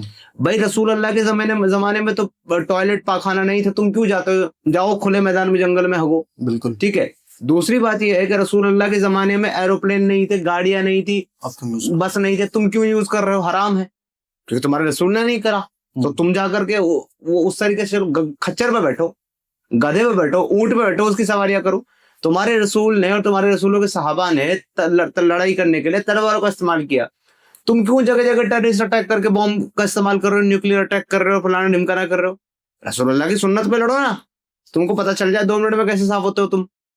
तलवार लेकर के घूमते रहोगे, तुम पर कोई बम गिरा करके चला जाएगा। तो बात यही, इतने बायस लोग पूरी तरीके से सुन्नत को भी फॉलो नहीं करते। अच्छा, और फिर कहते हैं कि हम रसूलुल्लाह के तरीके पे जिंदगी गुजारेंगे। भाई उनके तरीके पे जिंदगी गुजारना ये है, मिट्टी के ढेले लो 3 से 5, और जब तुम फारिग हो जाओ, जब तुम शिटविट से फ्री हो जाओ, हाँ। तो फिर मिट्टी के ढेलों से साफ करो, पानी इस्तेमाल मत करो। तुम्हारे रसूलुल्लाह ने नहीं किया पानी इस्तेमाल, क्योंकि उस टाइम पे आई थिंक जिस जगह से, जिस कल्चर से वो आते थे, पानी था ही नहीं, पानी था ही नहीं, पानी था ही नहीं। है। हजरत मोहम्मद मुस्तफा साहब के बारे में एक हदीस है, एक कुआं है, बुदा का कुआं, एक जगह है, उसमें वेल ऑफ बुदा है। अब एक आदमी उनके लिए पानी लेकर के आया, पीने के लिए, मुंह हाथ धुलने के लिए। दूसरे आदमी ने इन्फॉर्म किया कि ये जो पानी है वो रसूल अल्लाह बुदा के कुएं से लाया गया है, जिसमें मरे हुए कुत्ते, जानवर, महिलाओं के जो मेंस्ट्रुएशन के बाद के इस्तेमाल किए हुए कपड़े हैं, वो सब उसके अंदर फेंके जाते हैं। ओके। जिसमें से पानी लाया गया है। रसूलुल्लाह ने उसको पिया, उससे मुंह धुला और कहा पानी हर हाल में पाक है। अच्छा, क्यों भाई ऐसा क्यों? पानी इतना कम था कि उसको एक एक बूंद को बचाना जरूरी है, तो वो तो एक करेक्ट मैसेज था, लेकिन उसको लेकिन आज भी अगर कोई ये कहे कि मैं रसूल अल्लाह की सुन्नत को फॉलो करूंगा, तो उसको तो चाहिए ऐसे कुएं का पानी पी ले। और देखिए, दिमागी अपंगता जिसके हम खिलाफ है, जिसको हम लोगों को समझाना चाहते हैं कि ये गलत है, दिमागी अपंगता ये है कि आज भी लोग हमें बैठ करके ये जस्टिफाई करने की कोशिश करते हैं कि पानी जो है इतने सारे एलिमेंट्स उसके अंदर डालने के बाद पानी जो है वो कितना गहरा होने के बाद पाक रहता है और हम उसको पी सकते हैं और इस्तेमाल कर सकते हैं। ये मूर्खता की पराकाष्ठा है। अब 2025 में ये जस्टिफाई कर रहे हो, वो भी इंडिया जैसी कंट्री में बैठ करके जहां 70% पानी। आप यहां पर ये जस्टिफाई करने की कोशिश कर रहे हो कि अगर मरा हुआ जानवर पड़ा होगा, कुत्ता पड़ा होगा, मेंस्ट्रुअल साइकिल वाले कपड़े पड़े होंगे और गंदगी पड़ी होगी, पोटी पड़ी होगी, शिट पड़ी होगी, आप उस पानी को निकालेंगे, उस पानी को आप पिएंगे, उस पानी से आप मुंह हाथ धुलेंगे, नहाएंगे, तो भैया तुम्हारी मॉरलिटी पर तो मैं कुर्बान जाऊं। कैसे एक आदमी फॉलो कर सकता है उसको? वो हमारा कल्चर नहीं है सर, और कल्चर भी नहीं है, और एक ज्योग्राफिकल हमें वो इशू भी नहीं है जो उस टाइम पे उनको वहां पे फेस करने पड़ते होंगे। एग्जैक्टली। तो इसमें रिफॉर्म्स की कोई पॉसिबिलिटी नहीं है जहां तक मुझे लगता है। देखिए, जिस वक्त रसूलुल्लाह मौजूद थे, उनके ऊपर 23 साल के वक्फे में थोड़ा थोड़ा कुरान नाजिल हुआ। ओके। कुरान किसी किताब की शक्ल में नहीं आया, कुरान को रसूलुल्लाह ने किसी किताब की शक्ल में दिया नहीं लोगों को, सिर्फ रिसाइटेशन में दिया। एक आयत आई, रसूलुल्लाह को कुछ उसके आसार जाहिर होते थे, जैसे कि वह कांपने लगते थे, या उनको ठंड लगने लगती थी, या घंटियां बजने लगती थी, है ना? हाँ, घंटियां जी। एक हदीस में आता है कि जब रसूलुल्लाह के ऊपर वही आती थी तो उनके कानों में जोर जोर से घंटियां बजने लगती थी। दूसरी हदीस में आ जाता है कि ringing bell is instrument of Shaitan, Iblis. पता नहीं, कंफ्यूजन वाली बात है ना? बिल्कुल, कि इब्लिस का जो इंस्ट्रूमेंट है वो घंटी है, और जब रसूलुल्लाह पे वे आ रही है तब भी घंटी बज रही है। तो ये अल्लाह की तरफ से आ रही थी कि इब्लिस की तरफ से आ रही थी, पता नहीं, ये कंफ्यूजन है। इसको तो मुसलमान कोई स्कॉलर ही बैठ करके हमें समझा सकता है। ऐसे बहुत सारे एतराजात हैं हमारे पास, ऐसे बहुत सारे सवाल हैं जिनका कोई अगर आलिम चाहे तो जवाब दे सकता है। लेकिन अब बात यह है कि उनके ऊपर 23 साल के हिस्से में ये थोड़ा थोड़ा कुरान की आयतें नाजिल हुई, वो उसको रिसाइट करते थे। उनके जो सहाबा मौजूद होते थे वो उसको सुन करके रिपीट करते थे और वो याद कर लेते थे। बाद में जब रसूलुल्लाह का इंतकाल हो गया, फिर अबू बकर खलीफा बने, फिर लड़ाइयाँ हुई, जिन लोगों ने इस्लाम छोड़ दिया रसूलुल्लाह के जाने के बाद, बहुत सारे लोग थे जिन्होंने इस्लाम छोड़ दिया। अच्छा। उन्होंने कहा कि अब नबी चला गया तो अब हम इस्लाम को फॉलो करने की जरूरत ही नहीं है, हम छोड़ देते हैं इसको, अपने पुराने मजहब पे आ जाते हैं जिसको हम छोड़ करके इस्लाम को कबूल किया था। तो अब अबू बकर जो खलीफा थे उन्होंने कहा कि नहीं, अगर तुम ऐसा करोगे तो मैं तुम्हारे खिलाफ जंग करूंगा। और तुमको ऐसा नहीं है कि अगर रसूल चले गए तो इस्लाम खत्म हो गया, इस्लाम कयामत तक रहेगा और हम मुसलमान उसको फॉलो करेंगे। और जो नहीं फॉलो करेगा उसको भी जबरदस्ती करवाएंगे। तो ये जो आज हम जैसे लोग हैं ना, हम जैसे लोग इसीलिए तो सेफ नहीं है जो इस्लाम छोड़ देते हैं, क्योंकि हमारे बारे में रसूलुल्लाह का ये कॉल है, मन बद्दल दीनहु फक्तुलहु, जो अपना मजहब छोड़ दे, अपना दीन छोड़ दे, इस्लाम छोड़ दे, उसको मार डालो।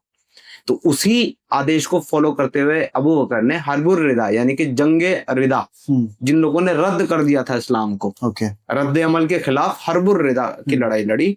तो उसमें बहुत सारे कारी जो है जिनको कुरान रिसाइटेशन याद थी वो मरने लगे। तो तब उमर अबू बकर के पास आए और आके कहने लगे, भाई ऐसे तो कुरान खत्म हो जाएगा, क्योंकि ये तो मारे जा रहे हैं जिनको याद है, तो इसको एक जगह लिखवा लो, जमा करवा लो।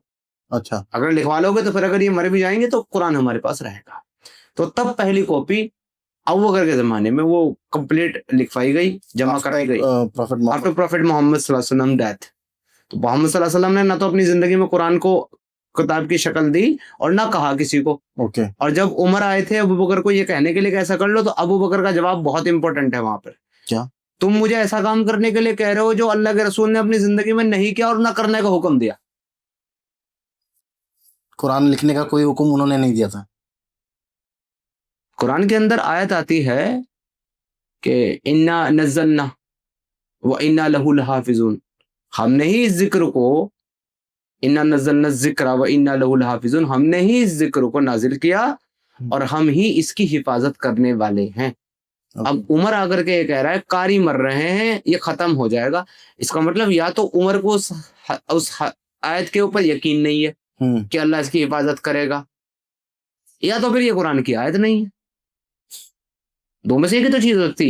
If Umar is a Muslim and दूसरा खलीफा है, इंपॉर्टेंट कैरेक्टर है इस्लाम में, तो अगर उसको ही अल्लाह की इस आयत के ऊपर यकीन नहीं है कि अल्लाह ने इस कुरान को, इस आयत को नाजिल किया और वो ही इसकी हिफाजत करेगा, तो मुसलमान को क्यों यकीन है? बिल्कुल। वो क्यों कहता है कि कुरान महफूज है, अल्लाह उसकी हिफाजत कर रहा है?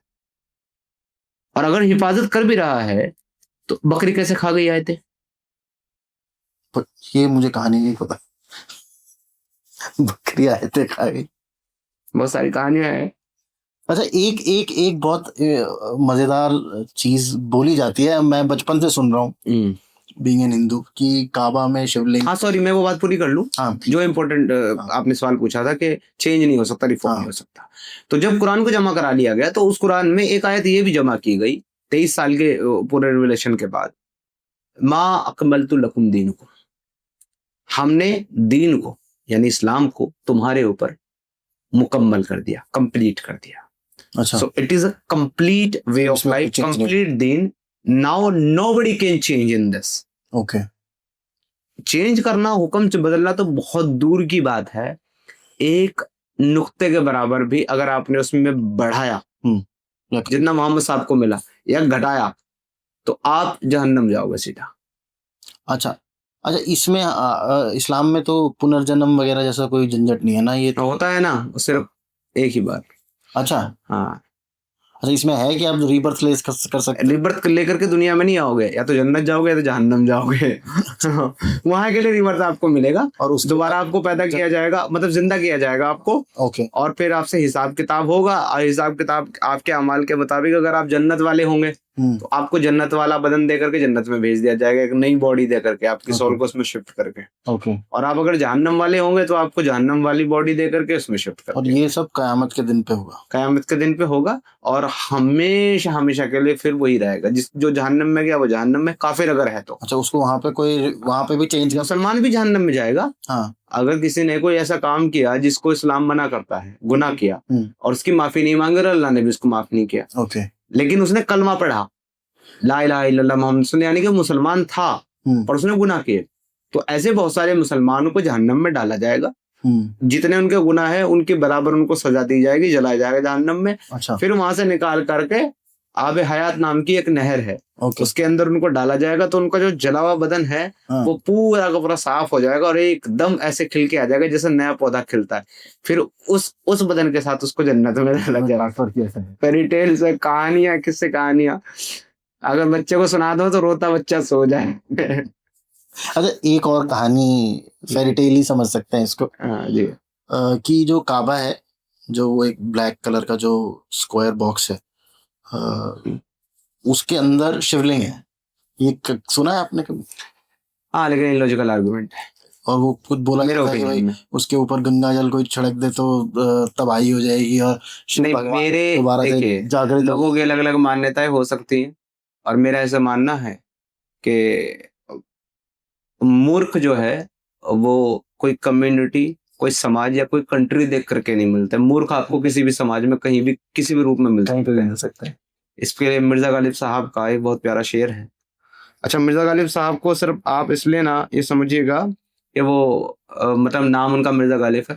एक्चुअली उनकी जितनी भी शायरी है ना वो सारी काफिराना है। तो अगर जहन्नम जैसी कोई चीज होती है तो मिर्जा गालिब वही और मिलते उसमें काफिर जाते हैं तो हमारे साथ ही मिलेंगे आपको।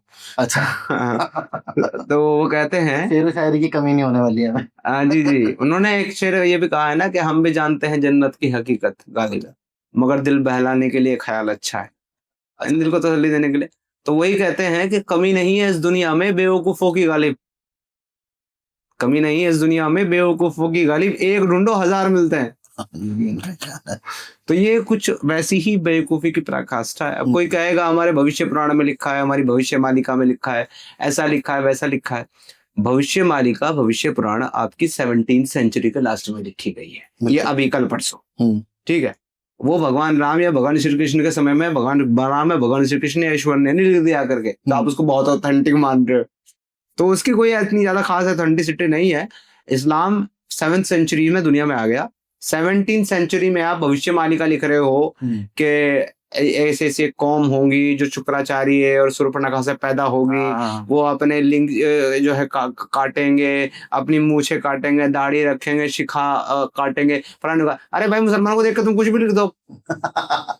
क्या बेवकूफ वाली बात है। उसी में एक्चुअली उसी बुक में लिखा हुआ है कि वो डेजर्ट के अंदर, रेगिस्तान के अंदर एक शिवलिंग की स्थापना की गई, और वही आज जो है काबा मक्का है जिस जो एक्चुअली पहले केश्वर महादेव मंदिर था। तो मैं कहता हूं कि ये दुनिया की सनातन में बहुत सारी ऐसी फेरी टेल्स बेवकूफी वाली बात है, ये उसमें सबसे बेवकूफी वाली बात है। अच्छा, वो आइडल वर्शिपर थे अरब के लोग, हम मानते हैं, लेकिन उनके यहाँ 360 अलग अलग टाइप के आइडल्स थे।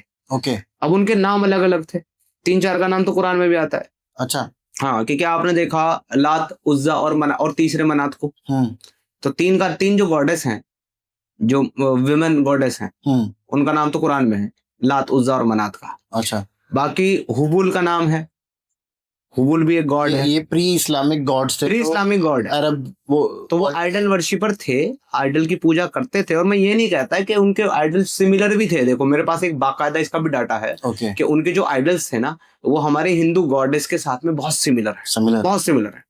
इवन ब्रह्मा जी का जो बिल्कुल सिमिलर गॉड है उनके पास, महादेव जी का बिल्कुल सिमिलर है जिसको हुबुल कहा जाता है, ठीक है, नाम चेंज है। ये सिमिलर, ये जो अगर मैं वैसे देखा जाऊँ तो किसी भी कल्चर को आप उठा लो तो आपको जो गॉड्स हैं वहाँ के, जैसे इजिप्शियन गॉड्स भी देख लो तो आपको बहुत सारी सिमिलैरिटी मिल जाएगी। इवन जूस में भी जो ब्रह्मा, चाइनीज जो कि एथीस्ट हैं उनके भी अपने फेरी टेल्स में बहुत सारी आपको सिमिलरिटीज मिलेंगी। जापानीज गॉड्स बहुत सारे यहाँ से, उनका इंडोनेशियन में भी वगैरह वगैरह सब में। एक तो बल्कि जूस जो सबसे बड़े जिनको अगेंस्ट इस्लाम के वो माना जाता है, जी, उनके भी अगर आप गॉड्स को देखो तो सारा और अब्राहम जो गॉड्स हैं वो एक्चुअली और कुछ नहीं है, ब्रह्मा और सरस्वती का ही थोड़ा सा बिगड़ा हुआ इधर उधर का नाम कहा जाता है ना। देखो ये मैं वही बात कर रहा हूँ, ये हो सकता है कि सिमिलर हो सकता है कि वो वही हो, लेकिन पर्टिकुलर इसके पीछे जो कहानी बनाई गई है, वहां पे शुक्राचार्य चले गए और सूर्पनखा चली गई, रावण के मरने के बाद नाक कटी हुई इसलिए वो ये बुर्का पहनते हैं,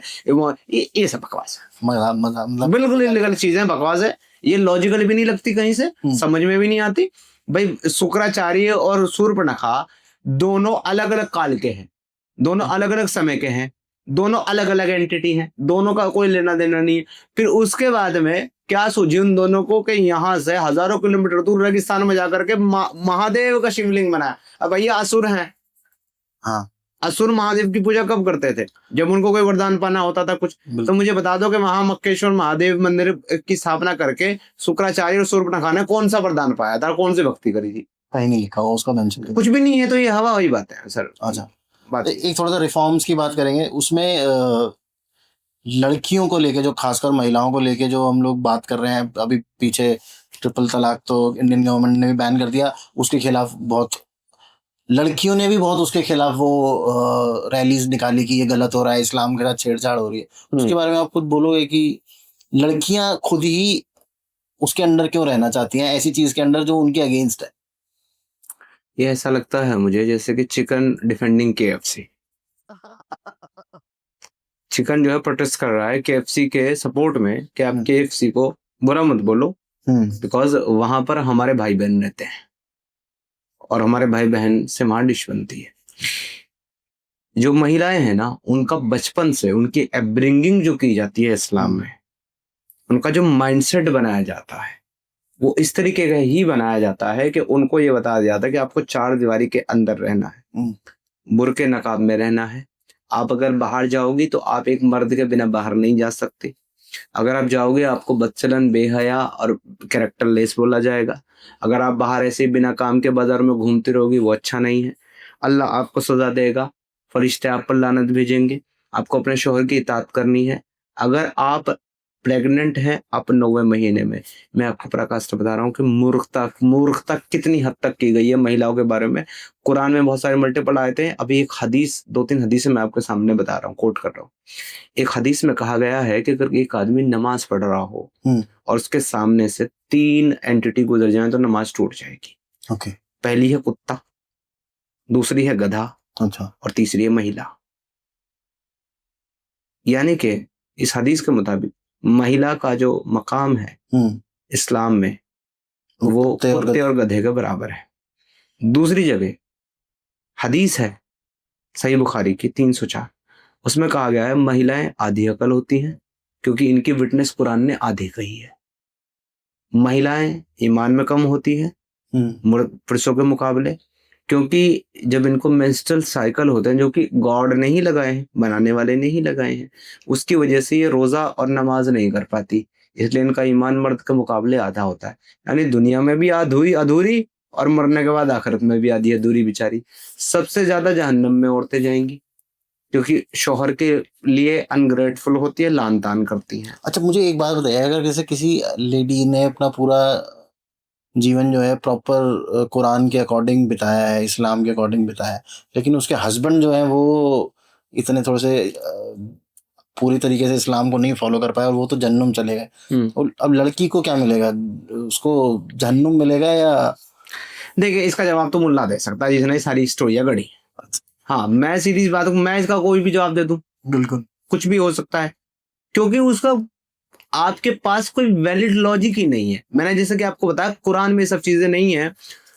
महिलाओं के संबंध में जिस तरीके से उनके बारे में ऑर्डर्स हैं, जिस तरीके से उनके बारे में चीजें बताई जा रही हैं, उससे उनका जो माइंडसेट है वो इस तरीके से बनाया जाता है कि वो बेचारी इससे आगे कुछ सोच नहीं पाती, या डर की वजह से, समाज की वजह से, अपने घर परिवार की वजह से।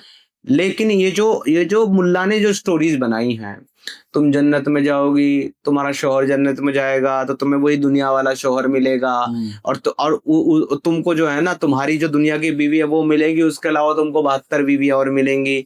तुम्हारी ये जो दुनिया की बीवी है ये उनकी सरदार होंगी, और तुम उन 72 के साथ क्या करोगे? इंटरकोर्स करोगे। जब तुम्हारा एक के साथ दिल भर जाएगा करते करते, फिर दूसरी आकर तुम्हारे कंधे पे हाथ रख देगी, जी मैं भी तो हूँ, मेरा भी तो हक है, मुझसे भी तो करो। तो इन सब की सरदार कौन है? ये दुनिया की बीवी सरदार है कि दलाल है, जो अपने ही शौहर के पास 72 लड़कियों को 1 by 1 भेजती है, और उसका शौहर उसी के सामने 1 by 1 72 के साथ इंटरकोर्स कर रहा है, वो बैठी हुई तख्त के ऊपर देख रही है। मुझे तो ये सरदार कम और वो किसी कोठे की आपा ज्यादा लगती है। बेवकूफाना बात है ये, लॉजिकल आपको बात लग रही है? कोई भी बीवी क्यों भेजी? क्यों भेजी? दुनिया में कोई लड़की किसी के हस्बैंड को देख ले, उसके कपड़े फाड़ने पर उतारू हो जाती है कि तूने मेरे हस्बैंड के बारे में सोचा कैसे गलत, या उसको देखा कैसे, बात है, या उससे बात कैसे कर ली? भाई महिला कैसे बर्दाश्त करेगी कि वो अपने शौहर को, अपने हस्बैंड को हमेशा के लिए 72 के साथ बांट करके रहेगी? तो ये जिन्होंने ये बेवकूफी वाली बातें फैलाई है ना समाज में, मुसलमानों को बेवकूफ बनाने के लिए, ग्रीड के तौर पर, तो सर इसका आपकी बात का जवाब तो वो दे सकता है, क्योंकि मेरे खुद के बहुत सारे सवाल है। मेरा सवाल एक ये है, एक आदमी ने एक महिला के साथ शादी करी और फिर उसको तलाक दे दिया, जो कि वैलिड है इस्लाम में देना, उससे वो गुनाहगार भी नहीं होता। फिर दूसरे ने शादी कर ली उस महिला से, हम्म, उसने भी तलाक दे दिया। ओके, फिर तीसरे ने कर ली, उसके बाद वो डेथ कर गई महिला। अच्छा, वो तीनों भी डेथ कर गए। इत्तेफाक से वो तीनों जन्नत पहुंच गए। अच्छा, तीनों के अमाल ऐसे थे इस्लाम के मुताबिक, तीनों जन्नत पहुंच गए। अब मेरा सवाल मुल्ला से ये है कि बीवी तीनों में से किसको मिलेगी? किसको मिलेगी? ये मैंने पता ही ये वीडियो मैंने देखा हुआ है, ये वीडियो मैंने देखा हुआ है। आई थिंक उनका जवाब था कि आई थिंक सबसे पहले जिसके साथ शादी हुई थी उसको मिलेगी। अब मैं आपको दूसरा वीडियो इसी का पॉइंट दिखा देता हूँ कि एक मुल्ला कह रहा है कि जिसके सबसे बाद में शादी थी, जिसके निकाह में वो मरी है, उसको मिलेगी। तो ये मुल्ला खुद इतने कंफ्यूज है, सोच रहा है क्योंकि अपनी बनाई हुई कहानियों में फंसा में ये। एक पाकिस्तान का है, और उसका नाम है मौलाना तारिक जमील, हम उसको हूर वाले बाबा कहते हैं। अच्छा, हाँ, वो अपने हर बयान में हूर बेचता रहता है। अच्छा, जब देखो ना वो हूर के बड़े बड़े, अच्छा ऐसे ऐसे किस्से सुनाएगा, ऐसे ऐसे किस्से सुनाएगा कि कभी कभी तो आपका मन कर जाएगा चलो यार जिहाद करने चलते हैं। अरे वो ये जो ब्रेन वॉशिंग होती है, हाँ।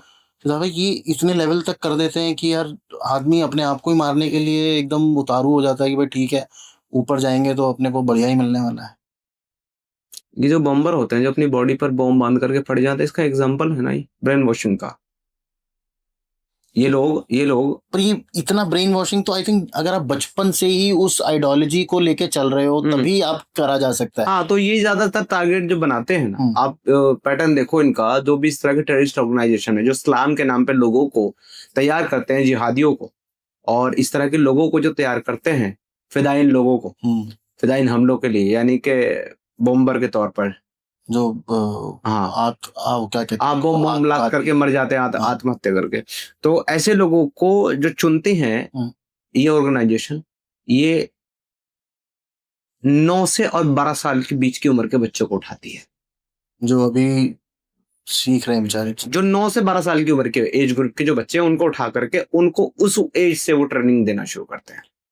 और उनको जब वो 17, 16, 17, 18, 20 के हो जाते हैं तब तक बाकायदा उनकी ट्रेनिंग चलती रहती है। 1 आध साल का फिर उनको गैप दे करके बीच में, और फिर से उनकी ट्रेनिंग चलती है, और फिर उनको ऐसे हमलों के लिए अटैक किया जाए।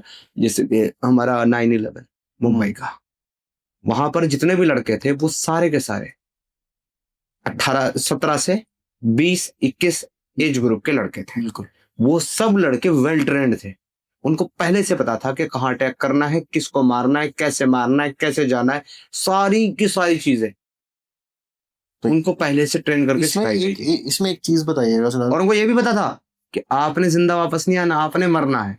पर ये तो एक तरीके से आत्महत्या हो गई। हाँ जी, सुसाइड है, और इसी के बदले में तो जन्नत मिलेगी। नहीं, पर सुसाइड तो इस्लाम में हराम है ना, उसमें नहीं, सुसाइड एक अलग चीज है, और जाकर के अल्लाह के जिहाद के लिए लड़ते लड़ते मर जाना ये ऑनर की बात है। इसमें भी बाइफिकेशंस है कि हाँ, अगर आपने फांसी लगाई तो आप जहन्नुम में जाओगे, लेकिन फांसी को ठीक है सुसाइड हम कंसिडर करते हैं, या आप अपनी खुशी से मर जाने को, लेकिन ये तो खुद सही अल बुखारी के हदीसों में लिखा हुआ है कि रसूल अल्लाह जब स्टार्ट में उनको वही आई, गारे हिरा में जब जिब्रील जब लेकर के आए, उसके बाद कुछ वक्फा 2-3 साल का ऐसा गुजरा कि उनके पास वही नहीं आई, तो उन्होंने कई बार कोशिश करी पहाड़ी पे चढ़ करके वहां से कूदने की, जान देने की।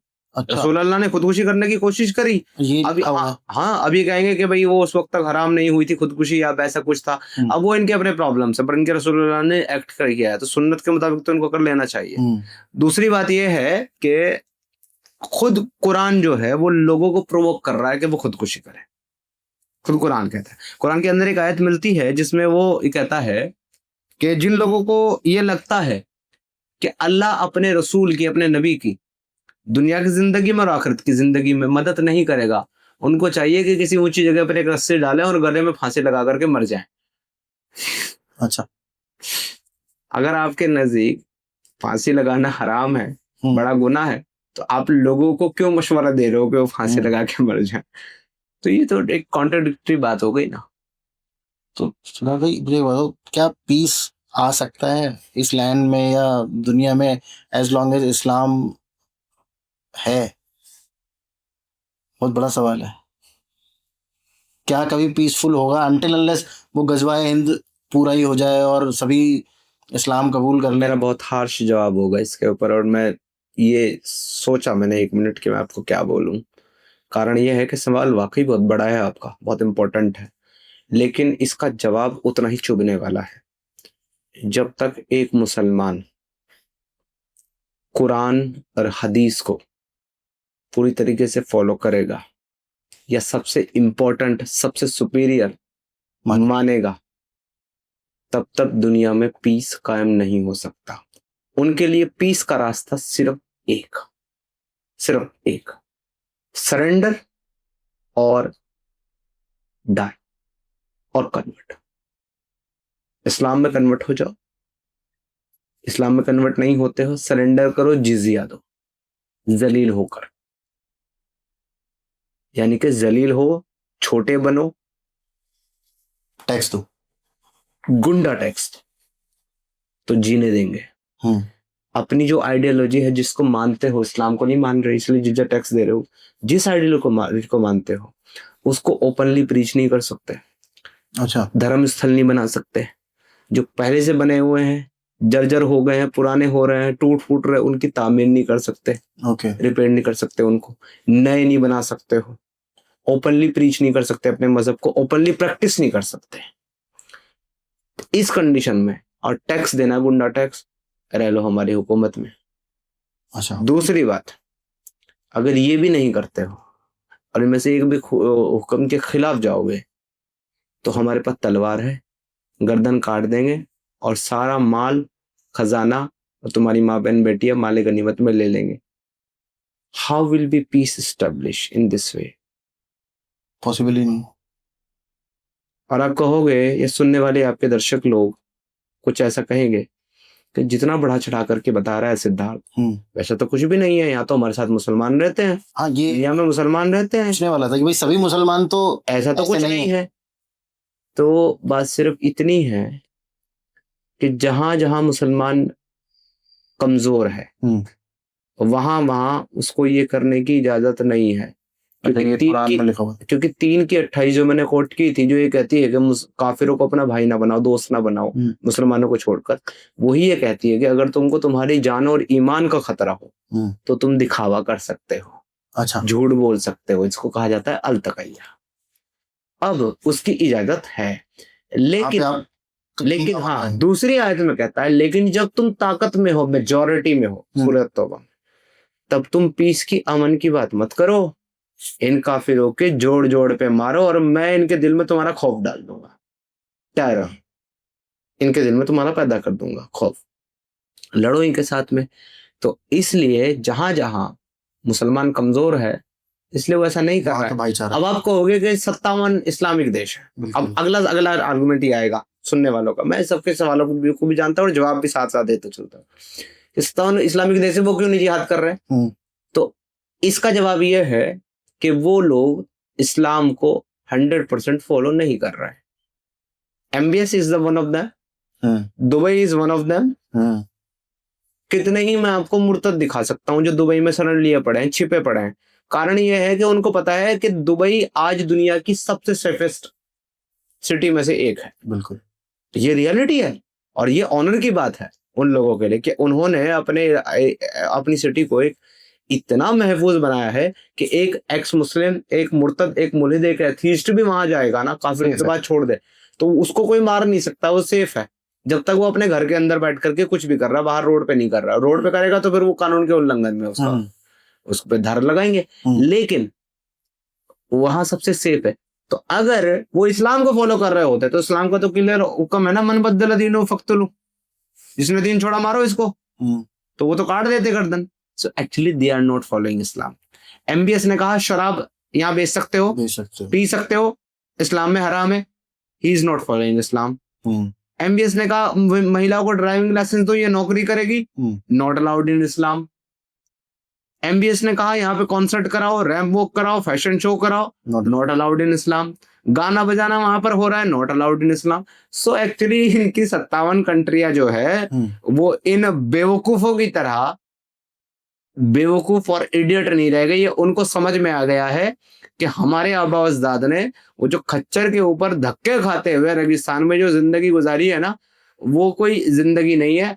आज हम लोग जो जिंदगी गुजार रहे हैं, मॉडर्नाइज होना जरूरी है। जो हम लोग ऊंची ऊंची बिल्डिंग्स बना रहे हैं, उनके टॉप फ्लोर पे बैठ करके शीशे वाली मंजिलों से हम लोग बाहर देखते हैं, ये एक बेटर लाइफ है।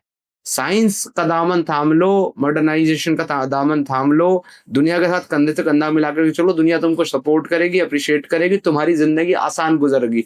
उन्होंने इस चीज को चूज कर लिया ओवर टू इस्लाम। अगर इस्लाम को चूज करते हैं ना तो दुनिया में सर आप बिल्डिंग नहीं बना सकते, क्योंकि ये कयामत की निशानी में एक निशानी है। अच्छा, हाँ, हजरत मोहम्मद साहब ने अपनी हदीस में कहा कि कयामत की निशानी में से एक निशानी ये है कि ये बद्दू रेगिस्तान में घूमने वाले ये अरबी लोग ये एक दूसरे के साथ ऊंची ऊंची इमारत बनाने में कंपटीशन करेंगे। तो बना तो दी इन्होंने दुबई में। बना रहे हैं। तो अब जब वो बना रहे हैं तो इस्लाम को तो नहीं फॉलो कर रहे, तो अच्छा, बात खत्म हो जाती है तो सर। मतलब जो, अगर मैं कहूँ कि जो हेड्स ऑफ इस्लाम है वही उसको सही ढंग से फॉलो नहीं कर रहे हैं। अगर वर्ड बाय वर्ड पूरी दुनिया में सिर्फ एक कंट्री और एक हुकूमत है पूरी दुनिया में, ओनली वन, जो इस्लाम को प्रॉपरली जो प्रॉपर इस्लामिक शरिया को फॉलो कर रही है, and that is Taliban in Afghanistan. Okay.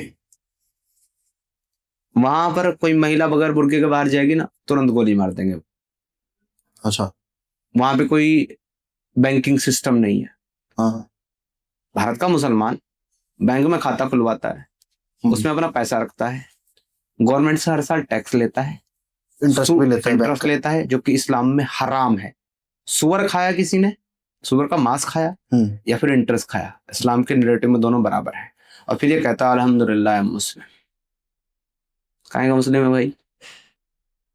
अच्छा, मुझे एक चीज और बताइएगा सिद्धार्थ भाई कि जैसे सीरिया है, अभी बहुत वॉर टॉर्न एरिया है, ठीक है, वहां से बहुत सारे रिफ्यूजीज वेस्टर्न कंट्रीज की तरफ चले गए, जैसे यूरोप में बसे हैं, जर्मनी में बसे हैं।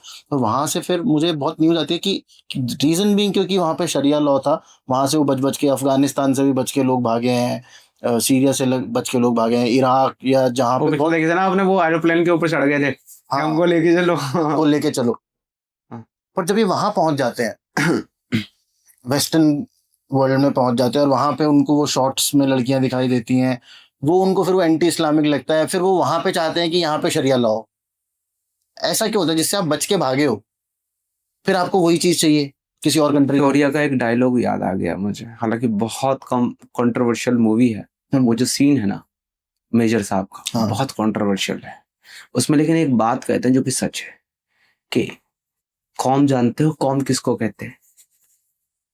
इनके खून में इनकी कौम जो है वो सनी हुई है। इस्लामी जहां जहां है ना sir, even I was one of them, जहां जहां इस्लामी है ना, उनकी कौम उनके खून में है। और कौम इसको कहते हैं और इस्लामी इसको कहते हैं कि इसको जो जो जगह देगा, इसको जो जो छत देगा, जो जो सहारा देगा, जो जो मदद करेगा, ये जब तलवार निकालेगा म्यान से पहली गर्दन उसी की काटेगा। ये रियलिटी है। मैं कहता हूं, ओपनली कहता हूं, एक मुसलमान ना तो कभी भी देशभक्त हो सकता है, ना काफिरों का दोस्त हो सकता है, न मुल्क के लिए वफादार हो सकता है। एक मुसलमान सिर्फ और सिर्फ अपनी कौम के लिए वफादार होता है, इस्लाम के लिए, कौम के लिए, अपनी मुसलमान कौम के लिए। अच्छा। और अपने मजहब के लिए। इसके अलावा वो किसी के लिए वफादार नहीं हो सकता। आप जितना मर्जी उसके लिए कर लो, अगर आप इस्लामी नहीं है, मुस्लिम नहीं है, आपका उसके साथ एक ही वास्ता, और वो है ईमान और काफिर का वास्ता। वो ईमान वाला है, वो सुपीरियर है, आप काफिर हैं, आप बदतरीन मखलूक हैं। बदतरीन, जो अल्लाह ने जो भी चीज दुनिया में बनाई है उनमें सबसे बदतर, घटिया, बुरी चीज आप हो, क्योंकि मैं इस्लाम फॉलो क्योंकि आप इस्लाम फॉलो नहीं करते, तो वो आपको काफिर मानेगा। ये जो ईस्ट का आपने बताया ना, पाकिस्तान के अंदर एक कम्युनिटी पाई जाती है, वैसे तो सारे ही मुसलमान ऐसे हैं, लेकिन एक स्पेशल कम्युनिटी पाई जाती है, उनको कहते हैं अहमदी मुसलमान, जी, कादियानी। जी, मैंने सुना है उनके बारे में। उनके बारे में पाकिस्तान में बाकायदा ये लॉ बना हुआ है कि वो अपने आप को मुसलमान नहीं कह सकते। अगर उन्होंने खुद को मुसलमान कहा पाकिस्तान में प्रीच करते हुए या बात करते हुए, तो उनके ऊपर 295A ब्लास्फेमी एक्ट के तहत मुकदमा दर्ज हो जाएगा। ये उनके बारे में है। ऐसा क्यों? है उनका, क्योंकि वो उनके अंदर एक मिर्जा गुलाम कादियानी के नाम से एक आदमी आया था ना, जो जिसको वो फॉलो करते हैं, उसने अपने आप को रसूल कह दिया था, प्रॉफिट कह दिया था। अच्छा। और मुसलमानों का मानना यह है कि सूरह अल अहज़ाब की आयत नंबर 40 मा काना मुहम्मदुन अबा अहदिम मिर रिजालिकुम वलाकिन रसूलुल्लाह व खातमुन नबिय्यीन के मुताबिक कोई भी आदमी मोहम्मद के बाद रसूल, प्रॉफिट और मैसेंजर नहीं हो सकता। अच्छा, वो आखिरी थे। अगर कोई ऐसा कहेगा तो वो झूठा है। तो इनका जो सरदार है गुलाम अहमद मिर्जा कादियानी, उसने अपने आप को रसूल कहा, तो इस वजह से ये उनको झूठा मानते हैं, गलत मानते हैं, और उनको कहते हैं कि तुम मुसलमान नहीं कह सकते, खुद को कहोगे तो हम तुमको जेल में डाल देंगे। ये पाकिस्तान का लॉ है। अब ये वहां पिटे जाते हैं, मारे जाते हैं, इनकी ठुकाई की जाती है, तो फिर ये भागते हैं वेस्ट की तरफ। ओके। यूके में जाएंगे, यूएस में जाएंगे, इस ऑस्ट्रेलिया, न्यूजीलैंड, नीदरलैंड, जिम्बाब्वे, इस तरह की कंट्री में जाएंगे और वहां जाके असाइलम सीख करेंगे। अजी हमारी जान को खतरा, पाकिस्तान में मार डालेंगे हमको, कहते हैं कि तुम मुसलमान नहीं हो, तुमको मार डालेंगे, ये वो जाकर के इन बहाने से ये असाइलम सीख करते हैं और वहां मजे लेते हैं गवर्नमेंट के, उनसे डॉलर्स लेते हैं, उनसे रहने की जगह लेते हैं, वहां की लड़कियों से शादी करते हैं और वहां की नेशनलिटी लेते हैं। और जब वहां की नेशनलिटी मिल जाती है तो फिर अपनी कौम को जो के लोग हैं उनके साथ यूनाइट होते हैं, इकट्ठा करते हैं अपने ख्याल के जितने भी साइल हैं, और सबको इकट्ठा करके फिर झंडा पकड़ते हैं और कहते हैं वी वांट शरिया। ये कितने हरामी किस्म के लोग हैं, I am sorry for my word, लेकिन ये रियलिटी है। ये इतने बड़े एहसान फरामोश और दोगले किस्म के लोग हैं कि पाकिस्तान से इसलिए भागते हैं क्योंकि वहां पे शरिया लॉ में इनको सजा दी जा रही है, और ईस्ट में जाकर के जहां इनको खाना दिया जाता है, पीना दिया जाता है, रहना दिया जाता है, इनको नेशनलिटी देते हैं, अपने मुल्क में बसाते हैं, प्यार देते हैं, सेफ्टी देते हैं, मेडिकल देते हैं, इंश्योरेंस देते हैं, वहां उनके खिलाफ नारे लगाते हैं वी वांट शरिया, हमें शरिया चाहिए। ये इतने दोगले लोग हैं और ये दुनिया के हर मुसलमान, और ये मैं उस मुसलमान की बात बता रहा हूँ आपको जिसको मुसलमान नहीं मानते, कहते साले तुम काफिर हो। पर लेकिन सिद्धार्थ भाई, हर एक मुसलमान तो गलत नहीं हो सकता ना, ये तो एक बहुत बड़ी जनसंख्या को हम लोग एक ही तराजू में तोल रहे हैं। नहीं, मैं आपको एक चीज बता दूं, हम कभी भी नहीं कहते मुसलमान बुरा है, हमारा ये नैरेटिव है ही नहीं। हमारा नैरेटिव यह है इस्लाम बुरा है, और जो इस्लाम को वैसा ही फॉलो करता है जैसा इस्लाम ऑर्डर दे रहा है, जैसा रसूलुल्लाह की जिंदगी है, सुन्ना है, जैसा उनकी शरीयत है, वो मुसलमान बुरा है। पता है क्यों सर?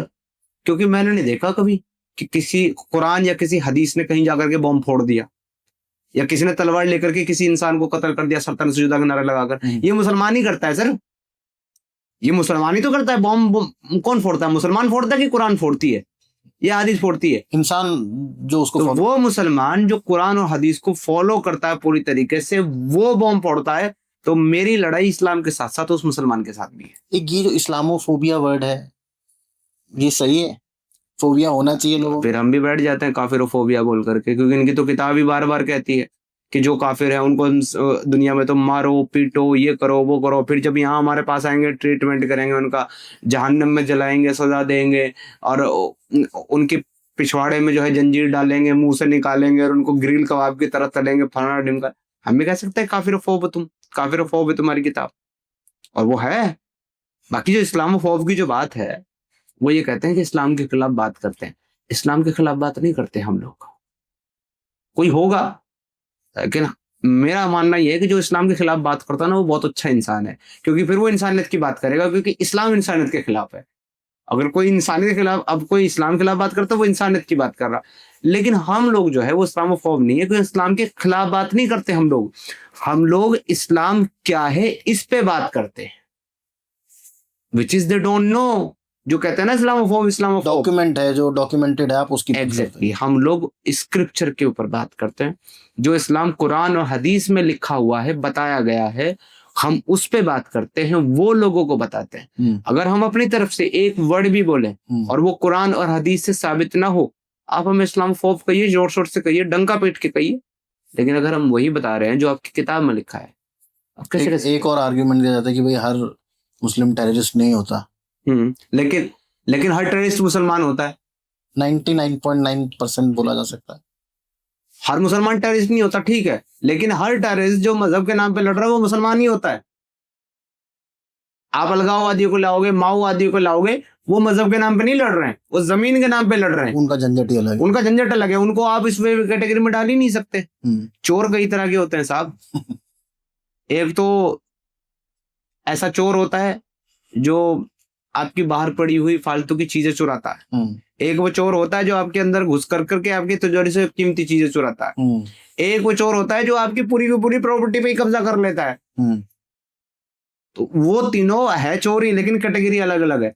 तो जो टेररिस्ट हैं, जो मजहब के नाम पर लोगों को कत्ल कर रहे हैं, वो भी गलत है। जो अपनी किसी आइडियोलॉजी के नाम पर किसी को कत्ल कर रहे हैं, या जिस मुल्क में वो रहते हैं उसके खिलाफ वो प्रोटेस्ट कर रहे हैं या एक्टिविटीज कर रहे हैं, वो भी गलत है। मेरे लिए माओवादी भी गलत है, नक्सलवादी भी गलत है, और मेरी नजर में खालिस्तानी भी गलत है। जो खालिस्तान का सपोर्ट करते हैं, खालिस्तान मांगते हैं, वो भी गलत है। और मेरी नजर में जो कोलकाता में कर रहे हैं, वेस्ट बंगाल में कर रहे हैं अलग बंगाल मांगने के लिए, मेरे लिए वो भी गलत है। जो कश्मीर में कर रहे हैं कश्मीर मांगने के लिए, वो भी गलत है।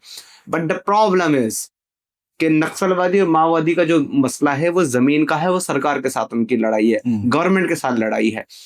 जो बंगाल में हो रहा है, जो कश्मीर में हुआ, जो गुजरात में हुआ, जो अहमदाबाद में हुआ, और जो रेगुलर बेसिस के ऊपर होता है, तालिबान करता है, आईसिस करता है, बोको हराम करता है, अलकायदा करता है, ये मजहब के नाम पर हो रहा है। और इनकी लड़ाई गवर्नमेंट या सिस्टम के साथ नहीं है, इनकी लड़ाई पूरी दुनिया के साथ। सिद्धार्थ भाई, मुझे ये बताइए, अगर इसमें इतनी प्रॉब्लम्स होती तो right now Islam is I think the second largest populated religion है, सेकंड लार्जेस्ट बाय जो लोग फॉलो करते हैं। जी जी। और सभी लोग तो तलवार के बल पे या बंदूक के बल पे कन्वर्ट नहीं हुए।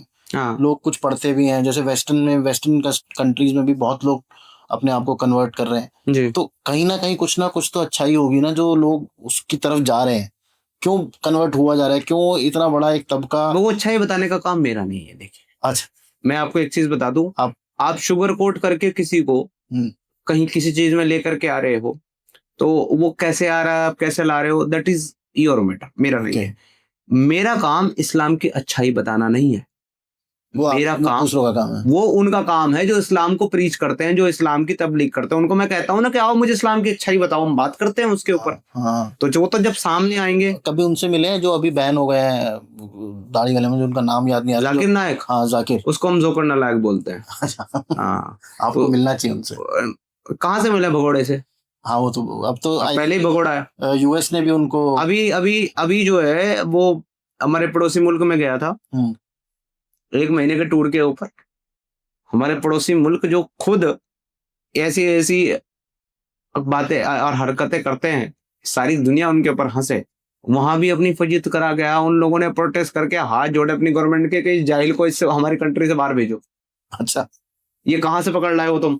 कुछ लोगों ने तो यहाँ तक कह दिया कि ये हिंदुस्तान की साजिश है इस जोकर नालायक को हमारे मुल्क में भेजने की, ताकि हमारी जो नई यूथ है उसको गुमराह कराइए, इसे डंगर को निकाले यहाँ से बाहर। तो आप सोचो, मुसलमान जिसके बारे में ऐसा ओपिनियन रखते, पूरी की पूरी कंट्री प्रोटेस्ट करने लग जाए जब वो कंट्री पे दौरे पर जाए, तो वो हमें इस्लाम पे कैसे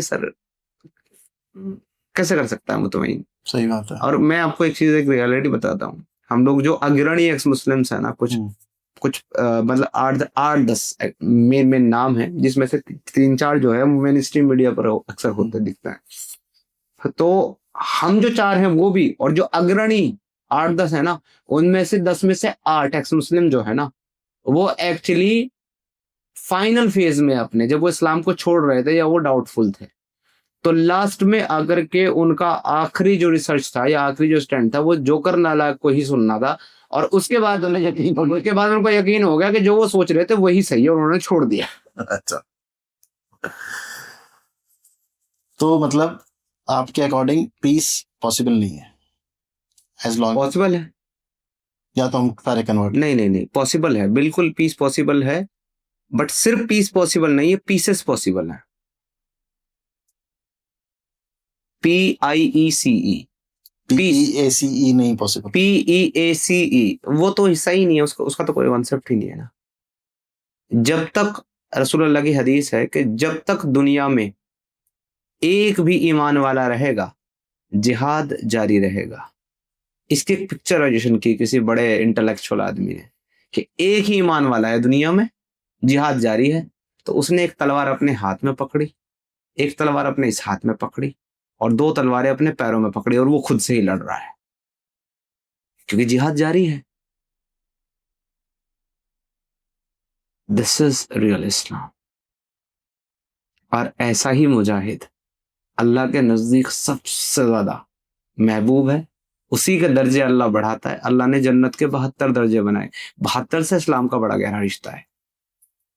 फिर के 72 73 हूरे 72 है जी, जन्नत 72 दर्जे 72, जन्नत के दरवाजे 72, जन्नत को पकड़ने वाले फरिश्ते 72,000। 72 ही 72, 72 ही 72, बस 72। तो सब कुछ 72 और 73। ठीक है जी। अब इस हिसाब से ये जो सारी की सारी चीजें हैं ये इसी नंबर में सिमट जाती हैं। तो रसूल अल्लाह की एक हदीस है, इसको मैंने अभी आपको कोट किया कि जब तक एक भी ईमान वाला दुनिया में रहेगा जिहाद जारी रहेगा, और जो जिहाद करके जाएगा जन्नत के 72 दर्जे हैं, सबसे ऊंचे वाले दर्जे में उसको रखा जाएगा, जहां सबसे ज्यादा फैसिलिटी है।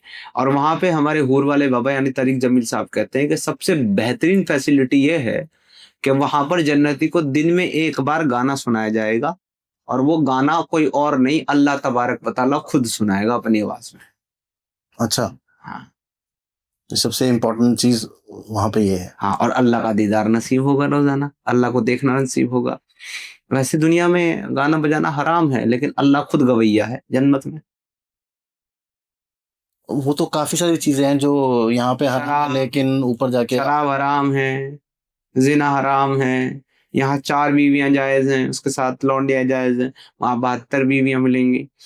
तो सिद्धार्थ भाई, आखिरी सवाल मैं आपसे पूछना चाहूंगा कि वे फॉरवर्ड क्या है? क्योंकि ना इस्लाम कहीं जा रहा है, ना सनातन धर्म कहीं जा रहा है, ना यहूदी कहीं जा रहे हैं, ना क्रिश्चियनिटी कहीं जाने वाली है, रहना सबको यहीं पे है। वे फॉरवर्ड क्या है? ये लड़ाई झगड़ा हमेशा तो नहीं चल सकता। मेरा ऐसा मानना है कि अगर इस चीजों को खत्म करना है, या आपको दुनिया में जो आप बार बार कह रहे हैं, मुझे पता इससे समझ में आ रहा है कि you are very concern about peace. तो आप जो बार बार सवाल कर रहे हैं उसको लाने का सिर्फ एक ही तरीका है, वो ये है कि आप आइडियोलॉजी कुछ भी मानो, कुछ भी फॉलो करो। देखो भाई, आप मंदिर जाओ, पूजा करो, आप मस्जिद जाओ, नमाज पढ़ो, रोजे रखो, सदका दो, हज करो, ज़कात दो, या आप जो है चर्च जाओ, मोमबत्ती जलाओ, आप दरगाह जाओ, चादर चढ़ाओ। देखो भाई, मेरे को इससे कोई तकलीफ नहीं, मुझे कोई लेना देना नहीं। एक पर्टिकुलर आदमी अपने गॉड को किस वे में, किस तरीके से याद करता है, उसको रिमेम्बर करता है, पुकारता है, इससे किसी को कोई तकलीफ नहीं होनी चाहिए, और मुझे है भी नहीं। मुझे सिर्फ इतना कंसर्न है किसी भी आइडियोलॉजी के मानने वाले, सिर्फ इस्लाम से नहीं, एज ए ह्यूमन मेरा मानना यह है कि ह्यूमैनिटी सबसे पहले होनी चाहिए। इंसान पहले है, इंसान के जो सोशल उसके जो भी अधिकार हैं, राइट्स जो है, सोशल राइट्स, वो पहले हैं। बीइंग अ ह्यूमन हम सब एक हैं, इक्वल हैं, बराबर है। हमारा नेशन, हमारा कॉन्स्टिट्यूशन भी हमको यही प्रीच करता है, यही ऑर्डर देता है। तो किसी का भी अगर मजहब है तो वो उसकी पर्सनल चीज है, उसे वो अंदर रखे।